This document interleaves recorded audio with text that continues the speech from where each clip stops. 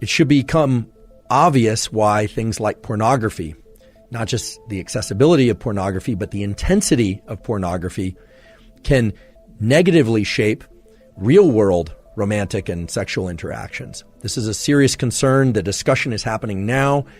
The underlying neurobiological mechanisms you now understand.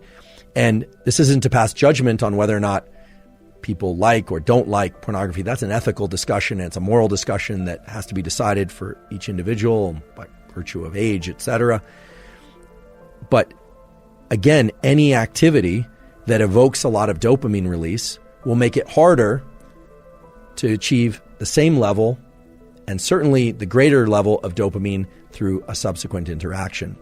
So yes, indeed, many people are addicted to pornography. And yes, indeed, many people who regularly indulge in pornography experience challenges in real-world romantic interactions.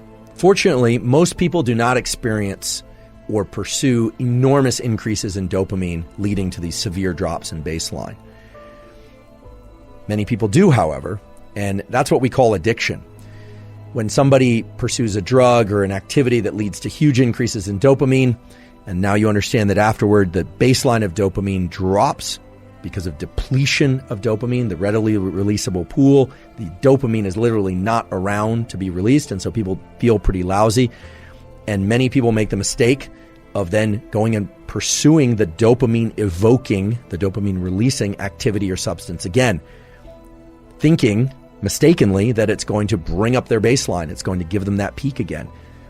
Not only does it not give them a peak, their baseline gets lower and lower because they're depleting dopamine more and more and more. And we've seen this over and over again. When people get addicted to something, then they're not achieving much pleasure at all. You even see this with video games. People will play a video game, they love it, it's super exciting to them, and then they'll keep playing and playing and playing, and either one of two things happens, typically both. First of all, I always say addiction is a progressive narrowing of the things that bring you pleasure. So oftentimes what will happen is the person only has excitement and can achieve dopamine release to the same extent doing that behavior and not other behaviors. And so they start losing interest in school, they start losing interest in relationships, they start losing interest in fitness and well-being, and depletes their life. And eventually what typically happens is they will stop getting dopamine release from that activity as well, and then they drop into a pretty serious depression. And this can get very severe, and people have committed suicide from these sorts of patterns of activity. But what about the more typical scenario? What about the scenario of somebody who is really good at working during the week, they exercise during the week, they drink on the weekends? Well, that person is only consuming alcohol maybe 1 or 2 nights a week, but oftentimes that same person will be spiking their dopamine with food during the middle of the week. Now, we all have to eat, and it's nice to eat foods that we enjoy. I certainly do that. I love food, in fact. But let's say they're eating foods that really evoke a lot of dopamine release in the middle of the week. They're drinking 1 or 2 days on the weekend. They are one of these work hard, play hard types, so they're swimming a couple miles in the ocean in the middle of the week as well. They're going out dancing once on the weekend. Sounds like a pretty balanced life as I describe it. Well, here's the problem.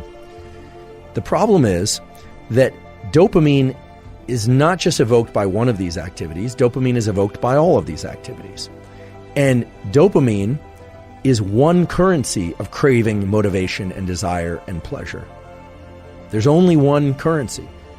So even though if you look at the activities, you'd say, well, it's just on the weekends, or this thing is only a couple times a week. If you looked at dopamine simply as a function, as a chemical function of peaks and baseline, it might make sense why this person, after several years of work hard, play hard, would say, yeah, I'm feeling kind of burnt out. I'm just not feeling like I have the same energy that I did a few years ago. And of course, there are age-related reasons why people can experience drops in energy, but oftentimes what's happening is not some sort of depletion in cellular metabolism that's related to aging. What's happening is they're spiking their dopamine through so many different activities throughout the week that their baseline is progressively dropping.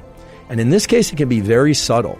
It can be very, very subtle. And that's actually a very sinister function of dopamine, we could say, which is that it can often drop in imperceptible ways, but then once it reaches a threshold of low dopamine, you just feel like, we can't really get pleasure from anything anymore. What used to work doesn't work anymore. So it starts to look a lot like the more severe addictions or the more acute addictions to things like cocaine and amphetamine, which lead to these big increases, these big spikes in dopamine, and then these very severe drops in the baseline. Now, of course, we all should engage in activities that we enjoy. I certainly do. Everybody should. A huge part of life is pursuing activities and things that we enjoy.